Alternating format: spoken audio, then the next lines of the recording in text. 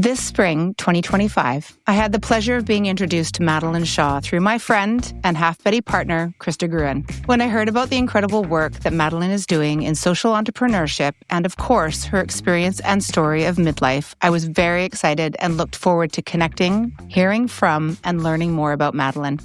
Madeleine's impact extends well beyond traditional business as she endeavors to creatively engage entrepreneurial tools to catalyze social change.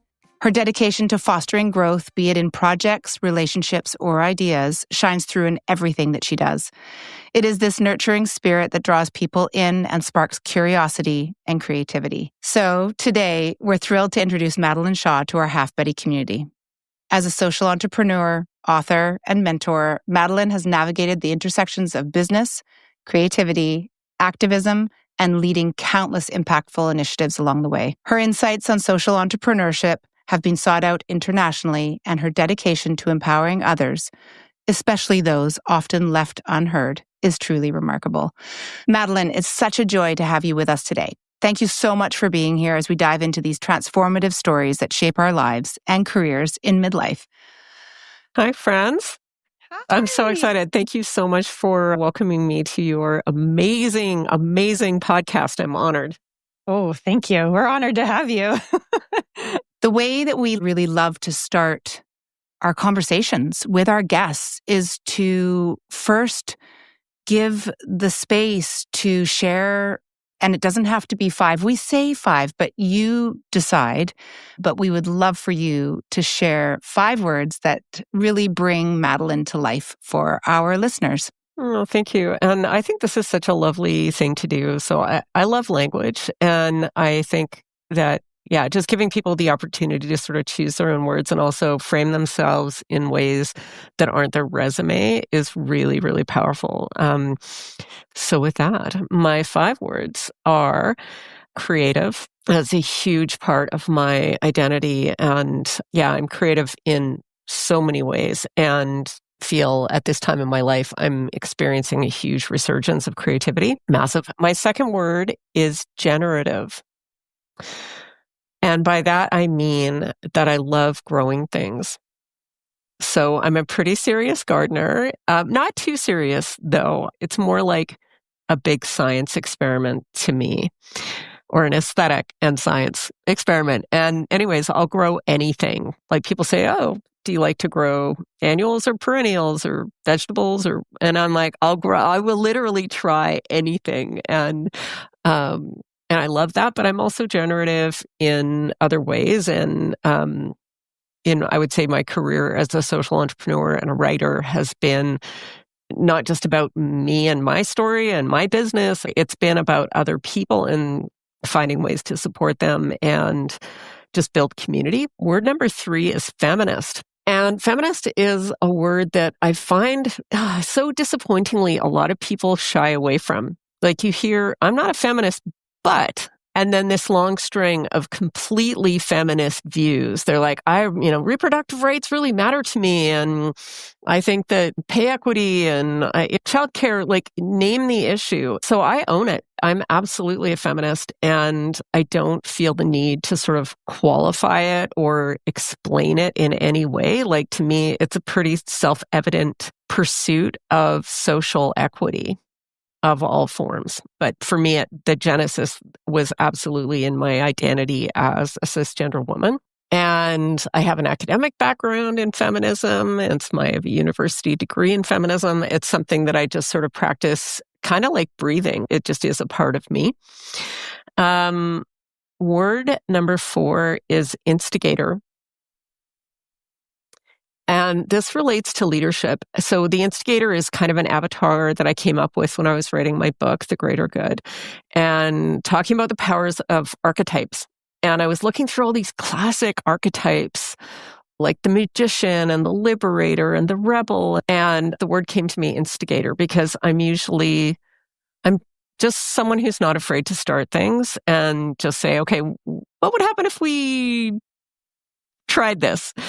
And I just love that energy. And there's sort of this, come on, let's go kind of energy that I can really carry sometimes. And last but not least, there's a person I call the bad brownie. And okay, this is great.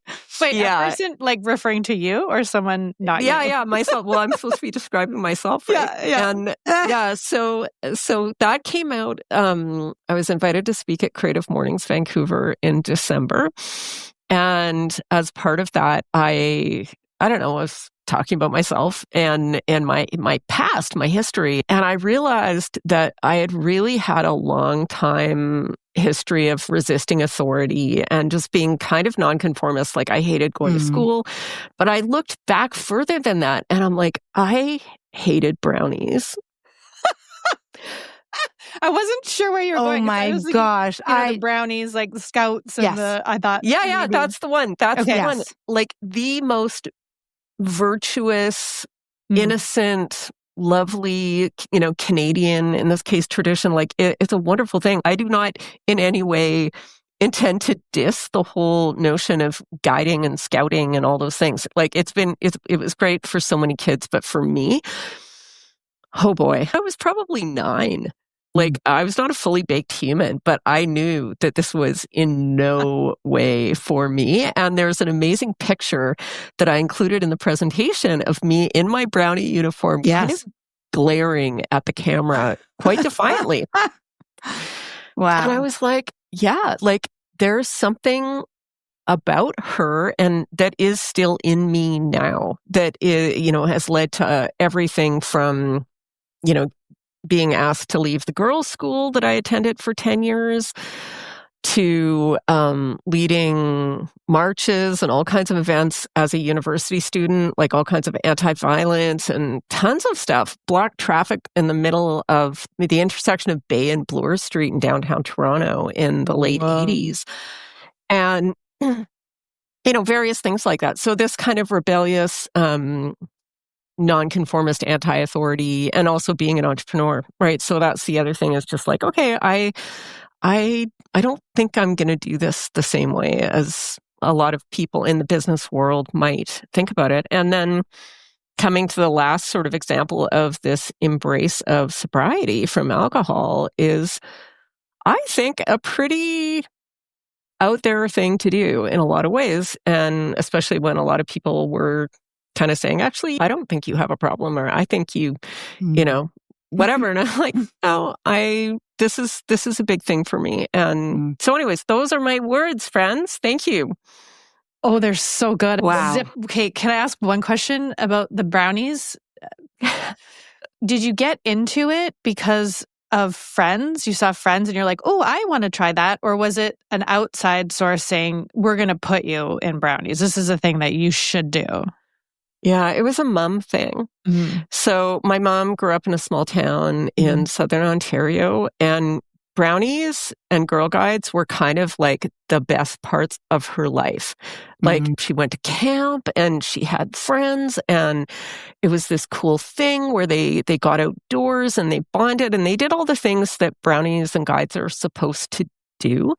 And unfortunately, in my group, it was incredibly urban, and it was led by a couple of elder women who really wanted to teach us about manners and how to be good girls and how to behave and how to like answer the phone politely and things like that. That I was like, I can't even sit still for this. I just can't do it. But this notion of being good and being polite and behaving according to a certain standard of feminine whatever mess. Whatever mess. Like, yes. This is not going to happen. Like, I'm not doing it. And I actually skipped out brownies.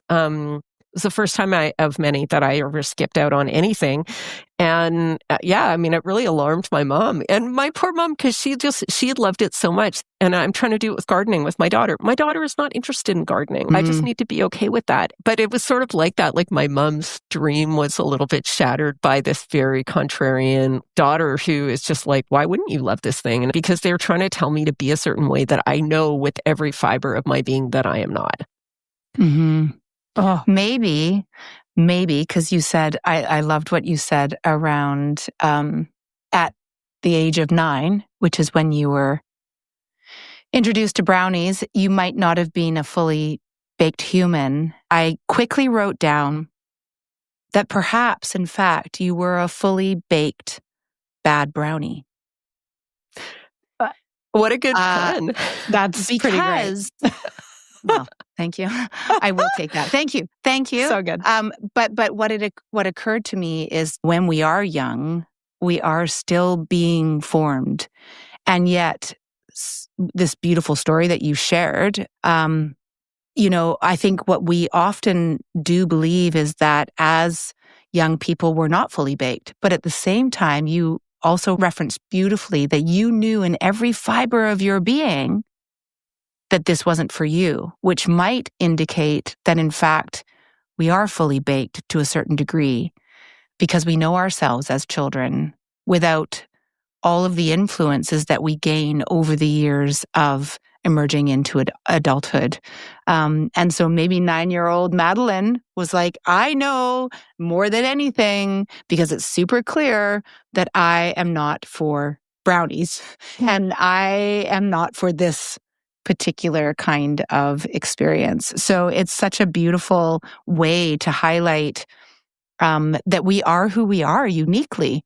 From the time that we're born, there's, of course, nurture that weighs in and experience that starts to play in and layer up on who that form is. But gosh, do we ever have a sense of self from such a young age? So that highlights that. So bad brownie it up. Love it. I love that. And Andrea, I would agree with you. And just to reflect on that a bit more deeply, like I do believe that as young people, we have a very strong sense of identity, and then we just sort of get confused by all these social expectations, and girls are supposed to be a certain way and boys are supposed to be a certain way, and there's gender, there's class, there's a million things layered into that, and these expectations and the education system and so on. Yeah, and I actually ended up many, many, many years later producing an event series called G-Day that was for girls at more or less that age, that was the message of which was essentially like, you're already perfect. We're good. There is no test. We're not here to teach you anything. We're just here to celebrate you. Exactly. But you put that so beautifully, and thank you for saying that. Can you share with our listeners a little bit more about G-Day and how long it went for? The idea behind it is really interesting now that we know this bad brownie story. And I wonder how much of that experience contributed to you saying, this needs to happen and I'm going to be the one to do it. Yeah. I mean, I think there's definitely a thread that goes all the way from bad brownie through my obsession with periods and menstruation. I'm a huge fan of Are You There, God? It's Me, Margaret, Judy Blume's book, and Margaret's character was really important to me. And so G-Day was born of kind of an adolescent fixation that I had on menstruation in particular, but puberty more generally. So just the idea, like in my own mind, I associated it with becoming an adult woman. And that to me seemed like the most interesting, powerful, amazing, beautiful thing that anyone could possibly be. Like, it was like somebody saying, okay, you're going to become an astronaut and you're going to go to the moon. And I was like, me? How am I going to get from this little awkward, skinny person to somebody who's that amazing? And anyways, so at the time, and I almost wanted there to be kind of a ritual, like something that would let me know when I was there. Like, okay, sure, start my period, that's fine. But I wanted more. I wanted information. I wanted connection. I wanted community. I imagined being welcomed into a room full of adult women who would sit me down and gently stroke my hair and explain everything to me and show me the ropes. And I said that I never told anybody about that, like when I was a kid, because it sounded ridiculous. Like, I'm not part of any cultural tradition that would do something like that. And so it was just this fantasy. I started my period. It was kind of awful. And I just locked it all up and put it away inside me. And then one day in 2013, I was invited to speak at Pechakucha Night in Vancouver, and I had to answer the question how I would change a city if I could, which seemed kind of like a weird question to me because normally it'd be like, at that point, I already had a very well-established career in the menstrual health and equity field, and cities were something that, other people dealt with, not me. And, but when I was asked that question, I thought about it, this vision came back to me. Like from my, bad brownie self, she and Margaret and whatever and the whole thing. And I was like, I want to make that thing. And at the time, my daughter was 9, if you can believe that. And this thing, shivers, goosebumps. I know, and this relates so strongly to what Andrea was saying about those truths, those things that we know when we're kids that we might go, that's just a hobby, or that was kind of a dumb idea, or I'm sort of embarrassed about that. It's like, no. So Margaret came back, this whole thing came back.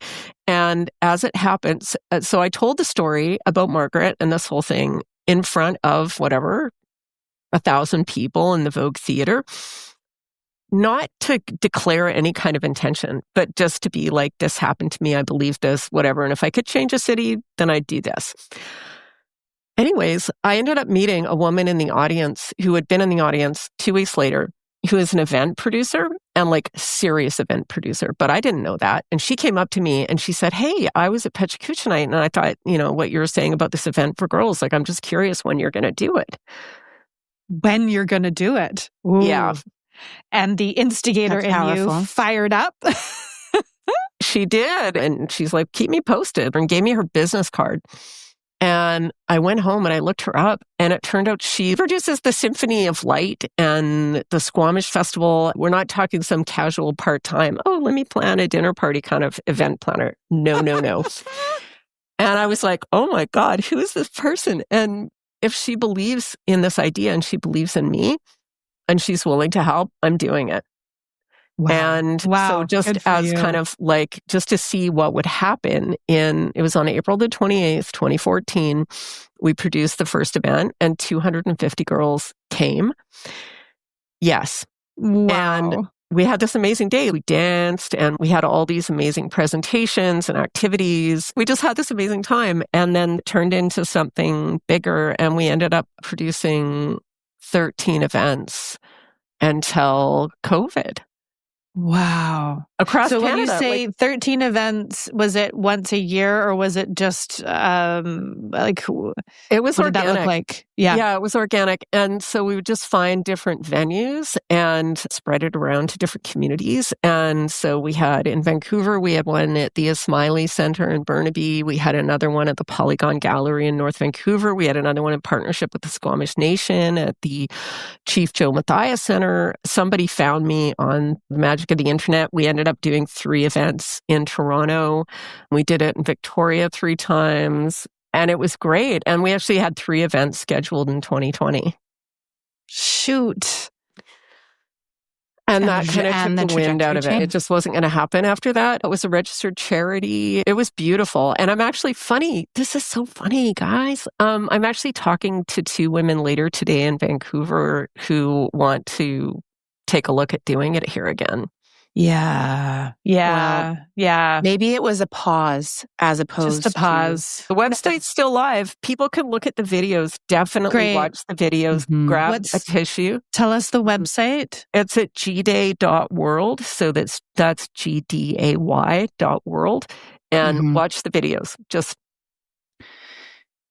watch the videos. Yes. Thanks for taking a second to explain that, because that's I just didn't want you to mention it and not touch on it. Yeah. But we've already talked that much to dig into that we're most likely going to do a 2-parter with you. That, I think that's just what we need to do. Because we also want to talk about something else. So I, like Krista said, know that we have a part 2 to this conversation. And I couldn't be more just so levitating, it feels like, off my seat in the excitement of knowing what you have been building, and that has taken a bit of a pause but has now that little spark of knowing that it needs to come back, because this is such a beautifully important piece of what young women and women need. Your story is so vast in all the different parts that have played into where you are today. And one of the pieces that you would love to speak to is about a catalyst and then another transformation moment. And you felt that you would love to open that up a bit for our listeners so that you could share your story and help, again, find those connections to people out there who perhaps feel that relatability in their own stories. So if you would take us into one of the catalysts of transformation in this beautiful and wild midlife. Yes. Well, it absolutely is. And as I approach menopause, I've spent my career in the menstrual health space. So it's been all about periods, it's all products, whatever, menstrual equity, no. And so I was like, what's it going to be like for me not to menstruate anymore? Like, how is that going to go? And what would that mean in terms of my identity? But I was also curious because I sort of see menopause as kind of the opposite of puberty. So there was that opportunity for transformation that I referred to of that childhood to adolescence, the G-Day kind of thing. It's like sort of thinking of it as the other end of the rainbow and feeling very, very curious. Assuming the rainbow starts with puberty and kind of ends with menopause, then like what happens? Because it's cool, it's interesting. Like I love that visual, that rainbow. You can really see it. Yeah, on the other ends. Yeah, and the gold that lies. That's right. That's right. There's gold at both ends. And that's the point for you two. Like that is what's so powerful about what the message of halfbetty and so on. So I would say my halfbetty story finds us in COVID. And we all have our stories about what life was like in COVID. And for me, G-Day had ended because of COVID. And I decided to write a book. And so I was kind of grieving that and going through like the night sweats and the hot flashes physically. But a thing that just became increasingly present in my mind was a concern that I had with my relationship with alcohol. So like a billion people, I love drinking wine. It was so good and it was so fun and having drinks with friends, and I love cooking.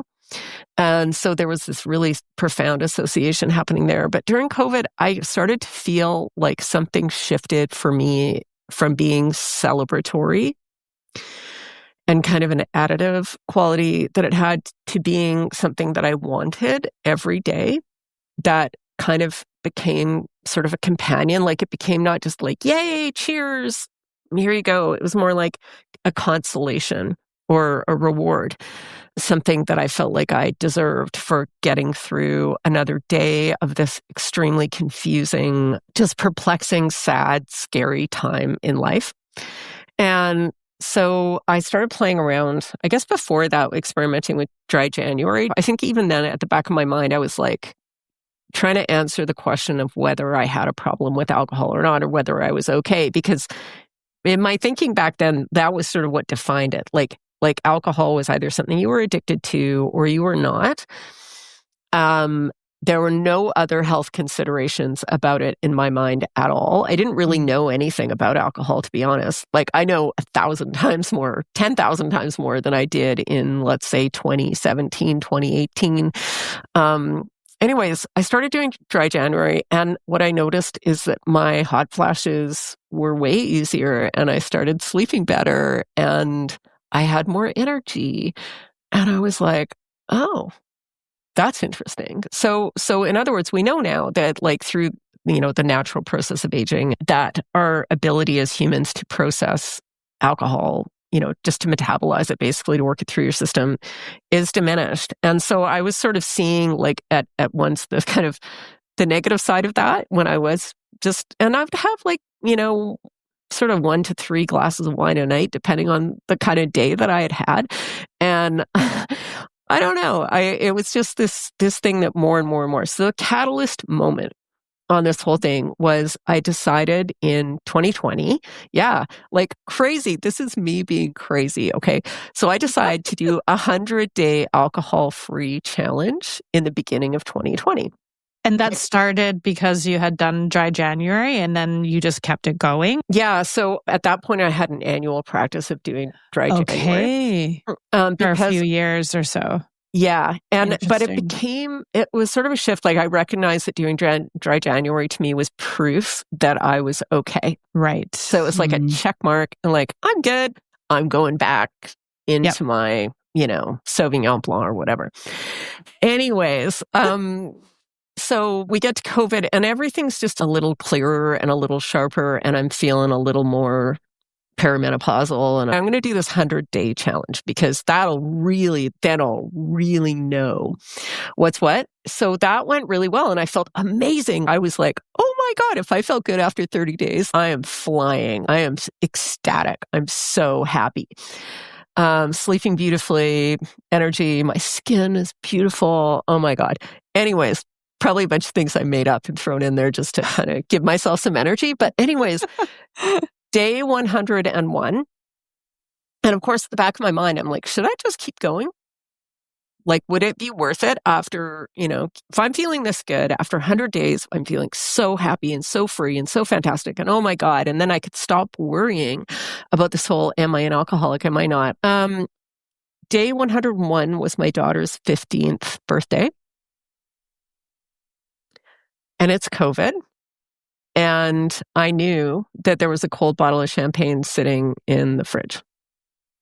Yep. So anyways, long story short was I ended up drinking most of it.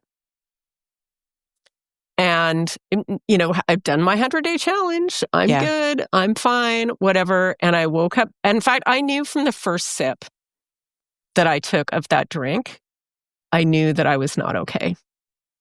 And it was like, how much more obvious does this need to be to you that this is a choice you need to make for yourself, but you are still so stuck in this that you can't let it go. Anyways, it kind of broke my heart that it was her birthday. And I was like, okay, that was the moment of truth. We can keep playing games and we can keep doing challenges and we can keep doing 30 days and blah, blah, blah, but stop.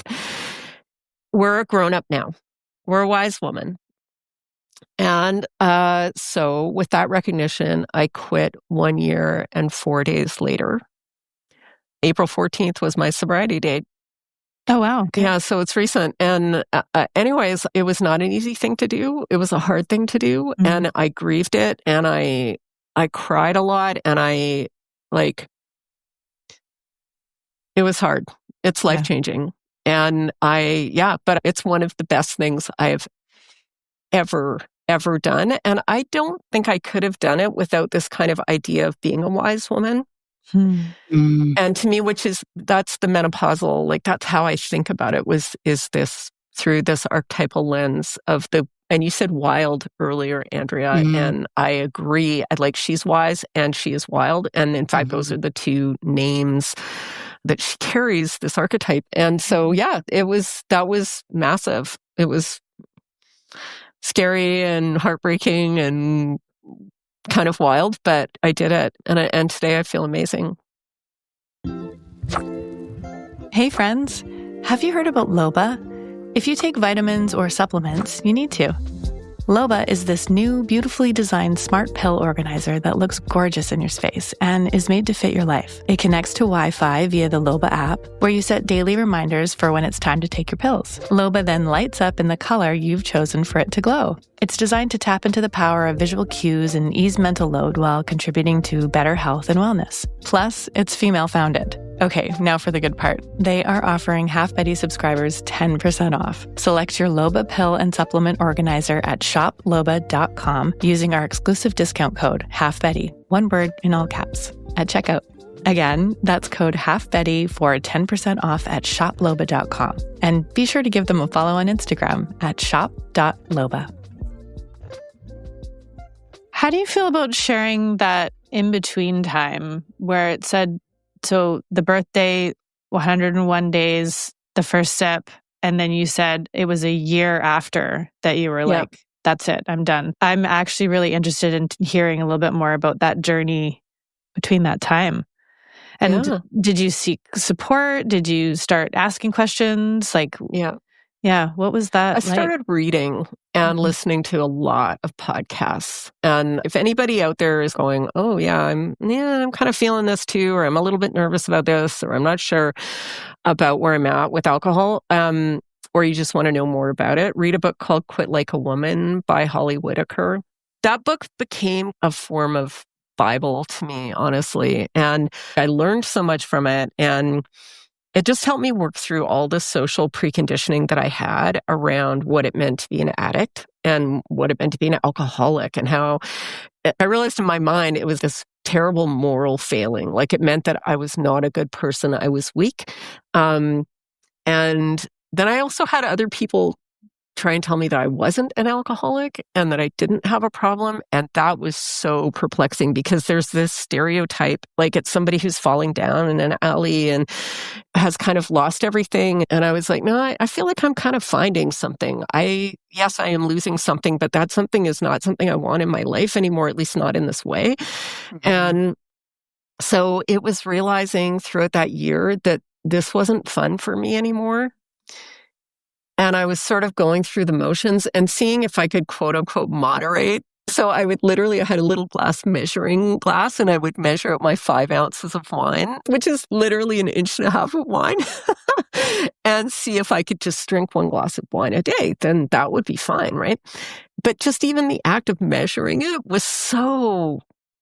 like, I just hated it. There's no spontaneity. You're supposed to let your hair down, and you're having fun, and you're having some laughs with your girlfriends, and you're at book club, and you're whatever, you're chilling. And it was not that for me anymore. I'm like, I can't be with this. If I let myself drink the way I want to drink, then I feel terrible. I wake up at 3:00 in the morning.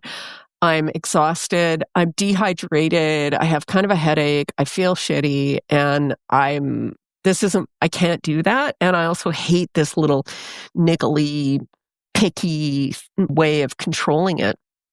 And so that year was about getting to the place of like, oh, I can't do this. This is an all or nothing thing for me. And I probably read about 12 books about alcohol, and especially women's sobriety stories and recovery stories are fascinating. And I learned that, yes, of course, there are these cases where you drive drunk and with your kid in the back, and you crash your car, or there's some kind of like this rock bottom idea that you have to, hit some point that is so drastic. Like in my case, I felt heartbroken that I drank most of a bottle of champagne on my daughter's birthday in COVID. Like, most people be like, and who cares? That is not a rock bottom. That is not harming anyone in any significant way. But it was the moment I told myself the truth, right? Mm-hmm. And so I sort of think of that as rock bottom. So there was this struggle that went on for a year. And I knew I was ready or close to being ready, but I didn't know, like, how do you set a date? Like, how do you choose when that would be? And finally, one day, I signed on to a group online because, of course, like, everything was online, right? It was suddenly so available. To find a sobriety group online is like, it would take you 5 seconds now, right? And whereas before, like, I didn't want to go to some church basement at a certain time, and I just couldn't deal with that whole Even thing. just a stereotype around exactly what you just said. There has to be other options out there for you to start talking and sharing. I'm so glad that it happened in that digital time when everybody was a little bit more accessible.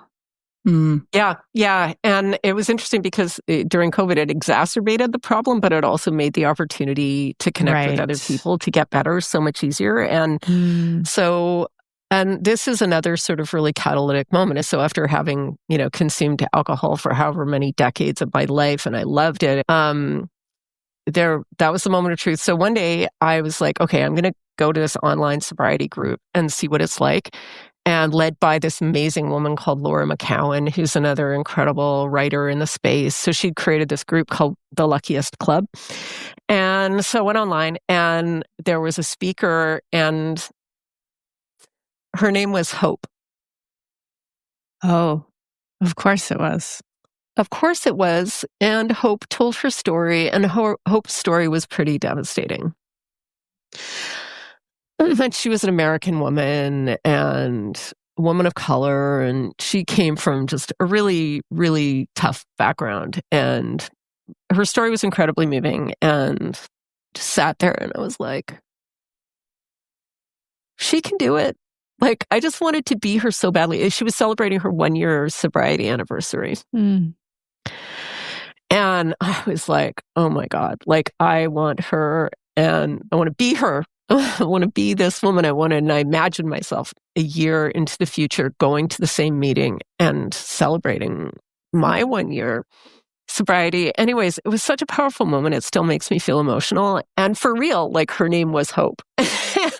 It's beautiful. So I just, after that, I was like, this is now. This is my now moment. It does not get better than this. I am under no illusions. There are no doubts. I do not want to pour myself some crappy little 5-ounce glass of wine ever again in my entire life, knowing that I can't make this work. And so I just trusted that I would be okay and started telling people that I was quitting and why. And that was also very cathartic. It's like owning it, of, like telling my parents, telling my husband, these people, my friends who I would normally drink with. Like, there was this whole process in doing that was really scary to me. But once I got used to it, it was like so liberating.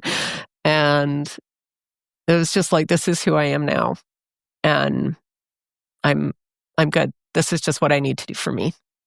There's so much reference, as I was raising my boys. I have twin boys. They're 9. And I remember those tough times, and hopping on Instagram and seeing other moms and that culture. I got wrapped up into that moment of like, oh, the mommy juice and had a hard day. I deserve a drink. And I'm just wondering if you can speak to that a little bit, because it is a powerful thing that you can get swept up in and you don't even realize it's happening. I mean, it's toxic, alcohol. It's not good for you, but yet society and influencers and people are selling it in a way where it is good for you. And so I'm really fascinated to hear more. I'm sure you have lots to speak about on that subject.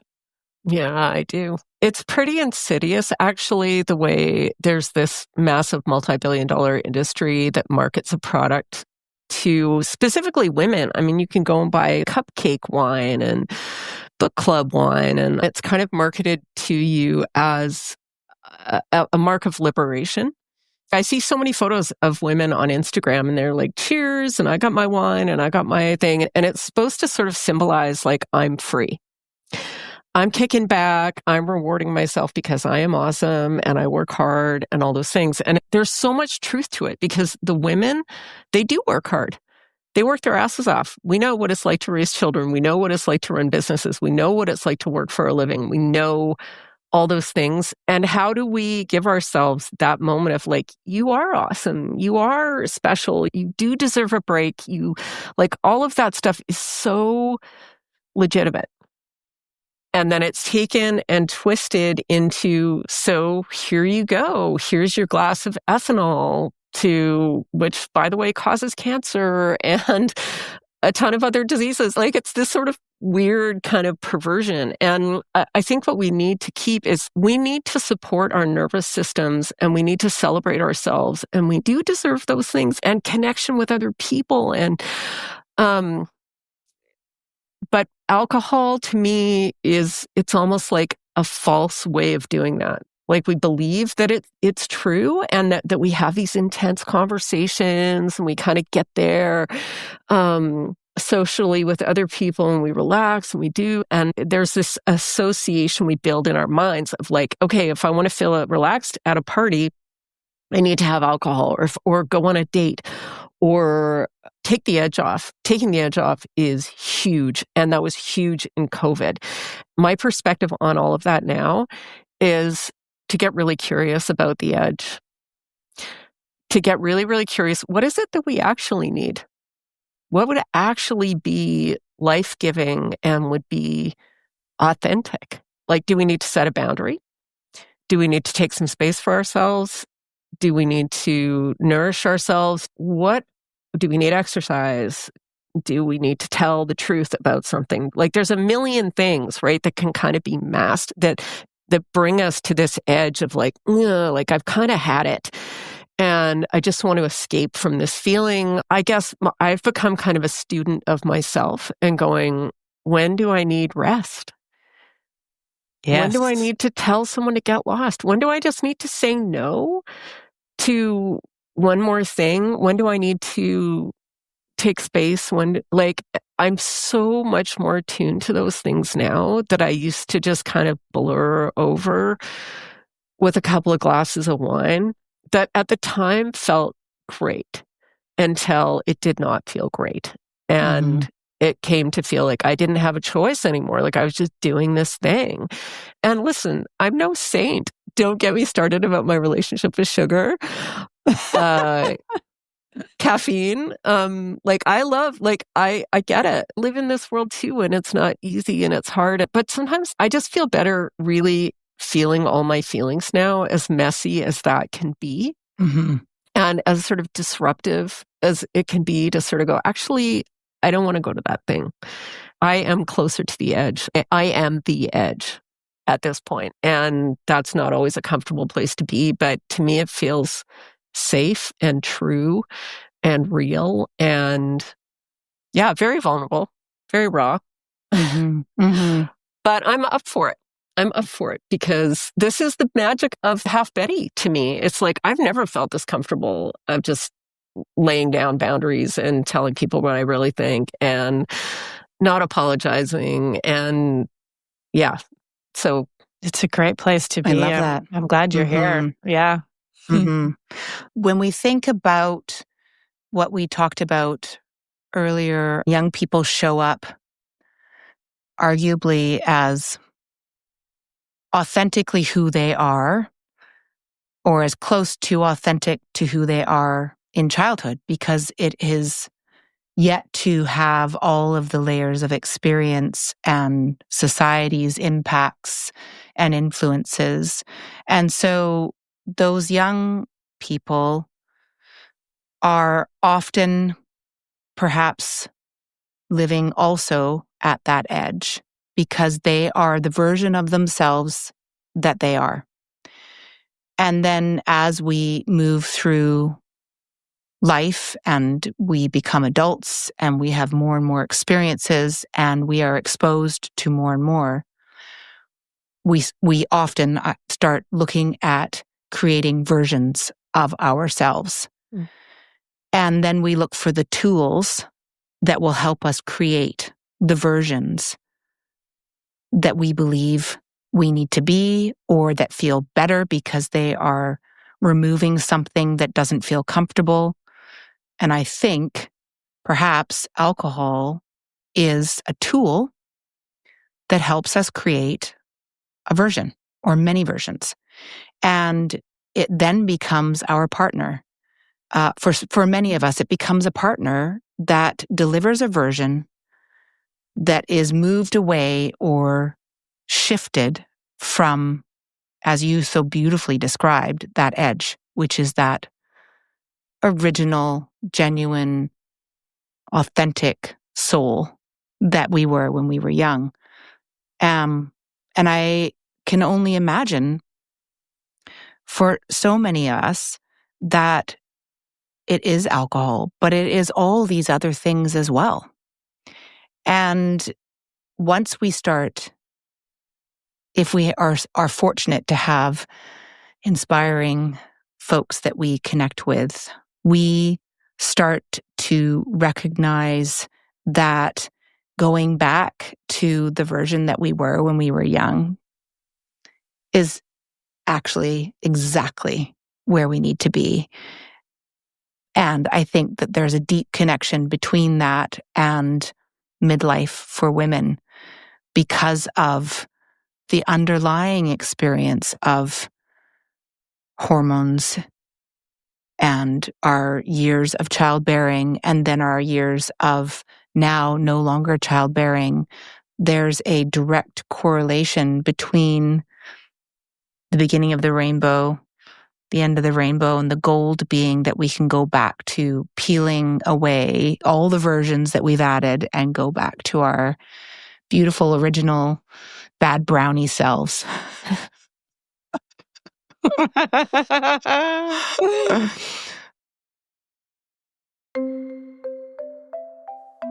Hey friends, Krista here. Andrea and I are thrilled to offer an exclusive discount to our half-betty subscribers. We've fallen in love with our Chelsea boots from Bose & Co. They're soft, breathable, and handcrafted with 100% vegan, eco-friendly materials. As stylish as they are planet-friendly, this Canadian-founded brand proves you don't have to sacrifice style for sustainability. Featured in Vogue, Cosmo, Glamour, and Forbes, Bose & Co. is offering our half-betty subscribers 50% off. You're welcome. Find the link in our show notes. There's so much truth in what you're saying, and you put it so beautifully. And yeah, I mean, most of us start drinking when we're teenagers, right? So, and it is that sort of marketed to us as you'll be more sophisticated and you'll be more confident. Yep. And I also started smoking cigarettes at that age too, and those were a big thing for me as well, and for a long time. Yeah, just the idea that I needed to be a different person. I needed a crutch. I needed a friend. I needed if I was going to go to a party or if I was going to date someone or whatever, like anything that was in any way challenging. And that it does change you. Like it literally changes your brain chemistry, right? So you're not thinking the same way, or it's different parts of your brain are being used. So you're more rational. The prefrontal cortex kind of gets taken offline by ethanol, which is what makes it feel fun, right? Because you're not quite as constrained, but you can make some pretty poor decisions as well. Maybe it's okay to whatever, I don't know, but or maybe it's okay for me to eat this horrible food or whatever. I don't know what that is, but yeah, I love your sort of theory of those adult, I'll call them adult mothering years of being this, like we're just trying to deal with the world, and those personas can really sometimes help us. Like we need a new persona when we become mothers. It's like, who's this person that has these little people hanging on to me, and like, what does this mean? I need to keep them alive, and oh my God, like these are hard things.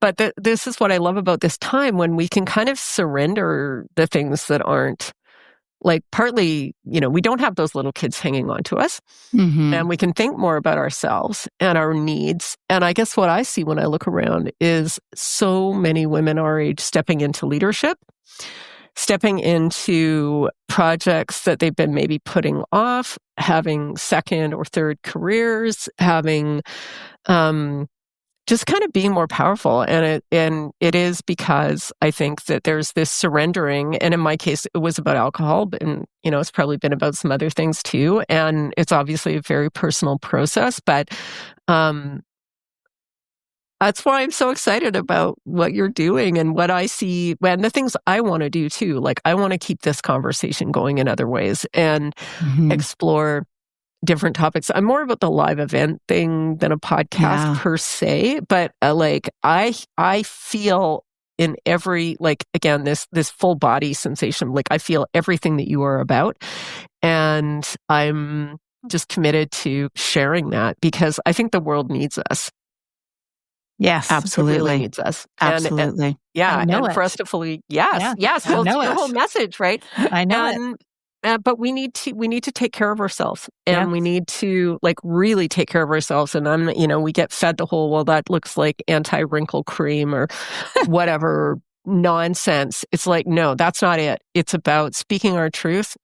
It's about taking care of our bodies in ways that nourish us, that aren't about the trying to anti-aging. I'm allergic to that. It's trying to strip away the sell, the marketing, the message that someone needs to put out there in order for them to benefit and make money. Yeah. I think it's really a important piece because I imagine that a lot of people experience it but don't even realize it or why it's uncomfortable. You had said where you were at in terms of moving away from and choosing a new way to be. Some folks, feeling as though they were helping, tried to suggest that, in fact, you don't have a problem. It's their love of you that is creating this blind spot, I imagine. But I was curious how you navigated those conversations or those friendships or those relationships with family when you found that people were not wanting to see what you were sharing. Yeah.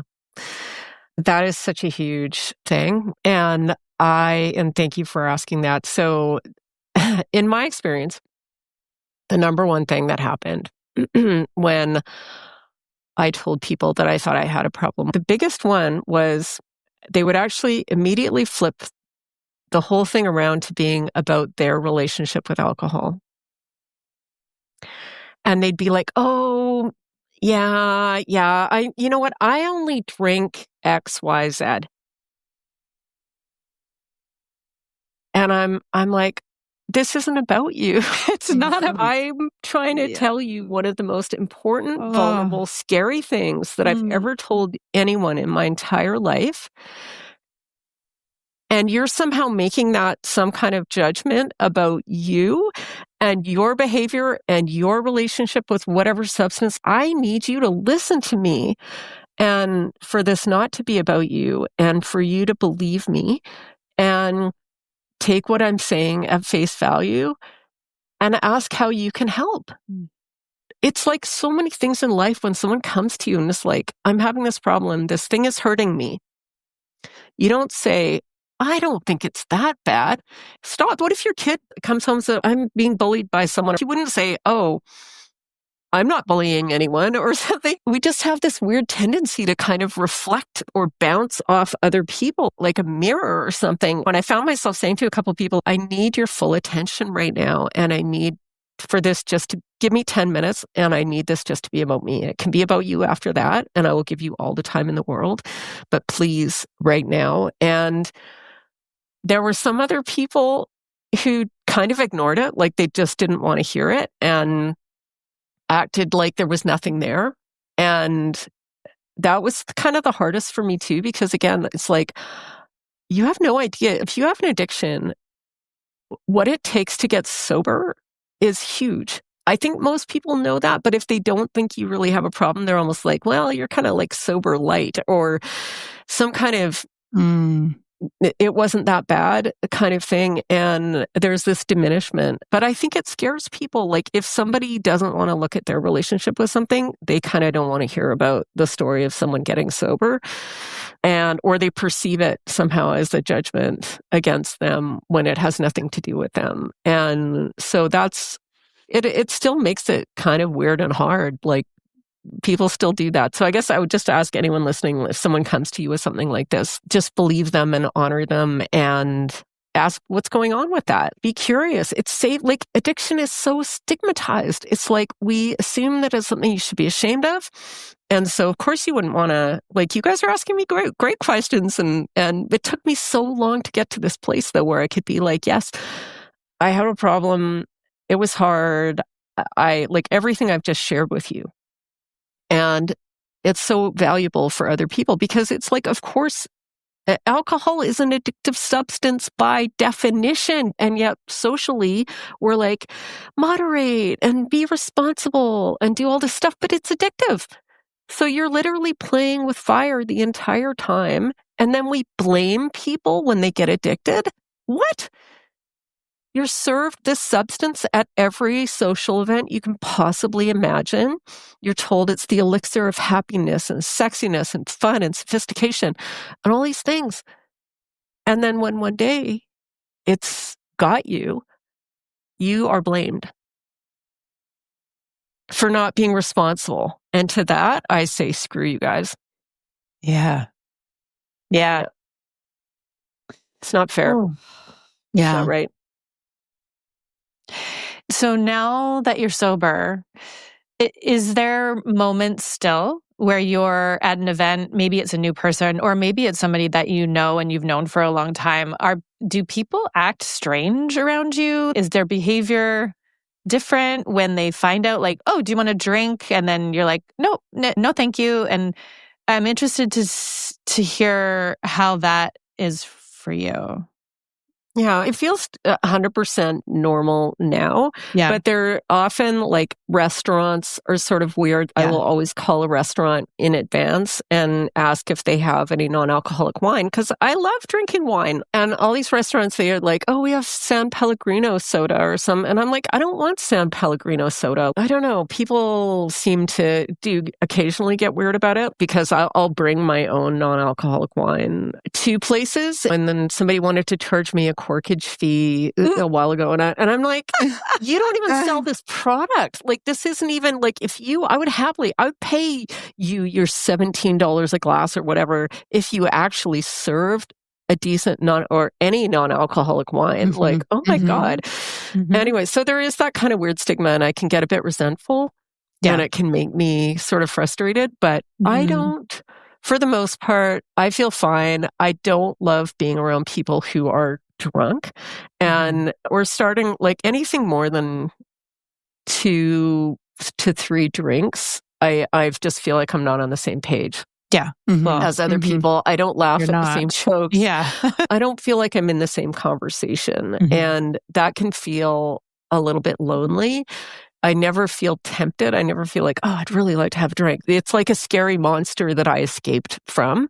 And so I'm not like, oh, maybe that scary monster was actually kind of cool and fun. The scary monster is just the scary freaking monster. And I don't miss the scary monster because that's what it was, or that's what it became to me, and something that really legitimately threatened my well-being. So yeah, mostly I just kind of go, people are just doing their thing, but also so many more people are sober now. Yes. Or sober curious. Yes. And so I get to go to amazing sober events and I love them and I love the whole community that's growing up around that and the conversations around that. So it's increasingly normalized. I picked a really good time to get sober, I would say, because there are so many cool groups and books and podcasts and events and beverages and all this stuff. Yeah. It's interesting you say that because we had a small launch party for our podcast when it came out. And as you do, you're planning an event and the subject of food and beverage comes along. And Andrea and I sat there and we're like, do we need alcohol? Like it went from, we should get a sponsor, we need a wine and a beer sponsor. And then it turned fairly quickly into, do we need it? Is it necessary? And we decided to not have alcohol at all. At all. We did. That's made really the call bold. and we were like, no, we don't need it. And why? Yeah. Because it's like that, Andrea calls it her baby rebel. You got like, the brownie thing going on, but Bad brownie and baby rebel. Let's party, Andrea. Yes, we will with our non-alcoholic wine. That's right. It's like, okay. So anyways, so it was interesting. And it was really interesting also to be there at the event. And I was almost waiting for somebody to say, where's the wine? Or why is this non-alcoholic party? Like I was almost waiting for somebody to complain, but because it was our launch party and we could plan the event how we wanted to plan it, it was full of the most incredibly supportive family friends that we just knew, this is great. This is the decision we're going to make. And it just felt so good. And I just wanted to share that because it's really possible. You don't have to have an event and serve alcohol. It's not necessary. Have a good time.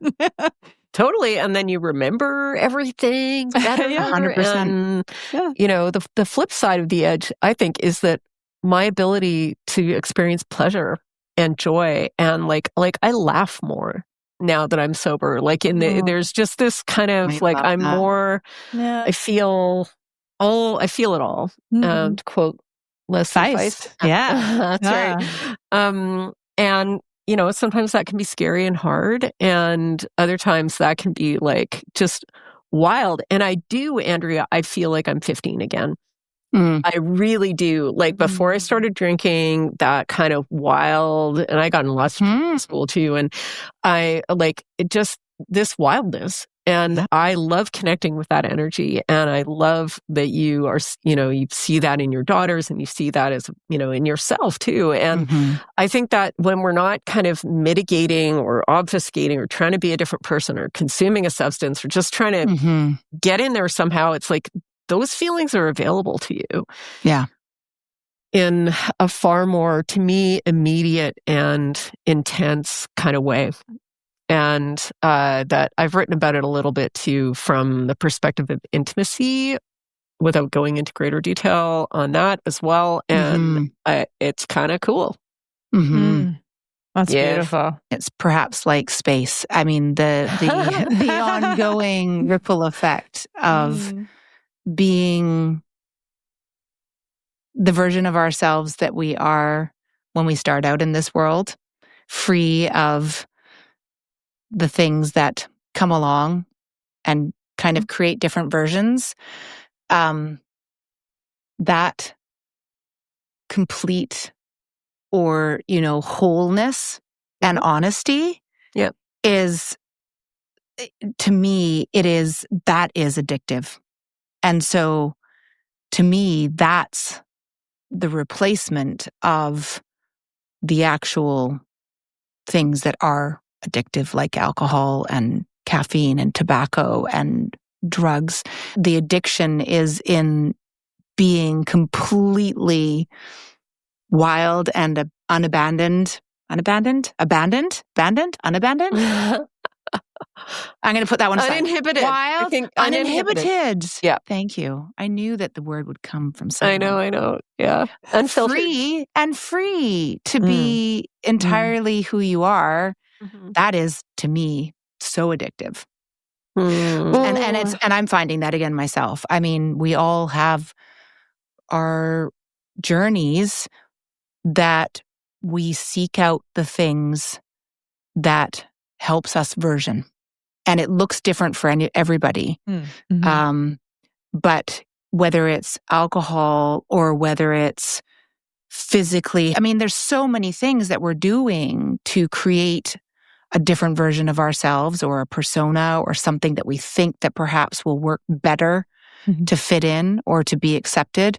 But as we start wise womaning and peeling those pieces back or removing them entirely, the exposure of that 15-year-old bad brownie is like, I don't know. To me, if we could box that, well, we would be, I don't know where we'd be. It'd be quite wonderful. That'd be a tasty non-alcoholic cocktail. Yeah. It sure would. Sure would. Awesome. Madeleine, before we wrap up, and believe me, we don't want to do it, but I'm just wondering if we could have a little teaser about Autumn Collective, if you can share. I'm very new to pitching Autumn Collective. And okay, so earlier we talked about this rainbow, right? Yes. And the rainbow started at adolescence, at G-Day, and that energy of transition from childhood to adolescence. And how powerful and important and amazing that is. And so if we follow the trajectory of that rainbow and it takes us through mid-adult life, let's call it, or parenthood, if you go that route, and then we come to the other end of the rainbow. And Autumn Collective came to me as a name because of this wise woman, wild woman. So she corresponds. If we look at the 4 classic archetypes of women, we have the maiden who corresponds to spring, the mother who corresponds to summer, and then the wise woman who is fall, followed by the crone who is winter. Okay, great. So I just love metaphors and I love archetypes. And so autumn is hence this wise, wild season, and collective to imply community, and that it's about conversation. And you and I, we all share so much around our intention. Like, we want to have conversations that isn't just like, I talk, you listen, let's bring in some experts, whatever. It's like, nah, like, we are experts on our own lives. We are experts on what this phase of our lives means. And So I want to have live events that are about the experience, not so much the science. Like there's a lot of great, like we've all seen the M Factor now, and we're talking about hormones and sleep and all those things. And all of that is great, the research and the medical things and so on. But that's not my background. I'm creative and I want to see what it's like to hold space for conversations with other women in midlife and menopause. So that's the tagline of Autumn Collective is menopause, midlife, and magic. And let's just see what happens. And if that looks like my favorite event that I had for G-Day actually was, or not my favorite G-Day, but one of our fundraisers that we had, we got together and we literally smashed plates against a concrete wall. So I want to do that again. Like I want to have rituals. I want to have conversations about our lives around just what it means, like even aging parents, like this transition of like our kids leaving home and caring for elders and as they transition into, becoming ancestors and so on. Yeah, and I just see it as kind of an ongoing project that doesn't look just one way. So I'm hoping to launch this September in Vancouver and try and have some online stuff too. And I would love to collaborate with you two at some point. We're going to do it. We are. We're so on board. It's happening. The intention is set. Yeah, and my word happening. for the year is aligned, like alignment. Mm-hmm. So this is everything that I want to be a part of. So yeah, we're going to do it. Aligned. That's so good. Andrea, do you have a word for the year? Mine is intuition. I moved away from intuition feeling as though it was ego that was speaking. And what I didn't want to ever feel that I was associated with was having an ego or the negative kind of aspect of what ego can do. And so as these things were coming up for me, I often found myself saying, oh, that's because ego is getting in there and mussing around. Mm-hmm. And it wasn't until there was kind of a larger experience that was very difficult and in many ways a catalyst for me. It wasn't until I had the experience of having this realization that, gosh, you know what? It wasn't ego that was speaking up at that time when you made that decision. It was intuition and it was your guide, and you have been putting it away and not listening to it for a long time. My intuition is behind all of what I'm doing now because it is my anchor.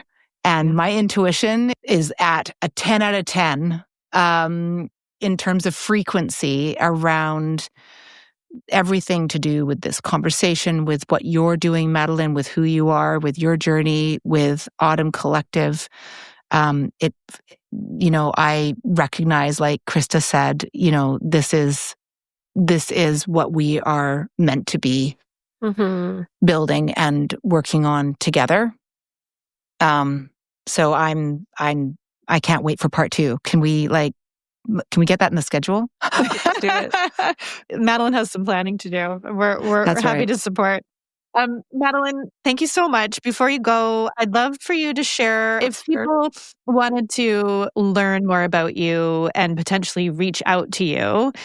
We use LinkedIn a lot. Is that somewhere they can find you? Or what would be the best way that they could learn more about you and reach out? Yeah, LinkedIn is definitely my platform, if you will, of choice. And I also have a website at madeleineshaw.ca, and you can find links there to all the things. I like to write on Medium, and I also have a Substack that I use occasionally.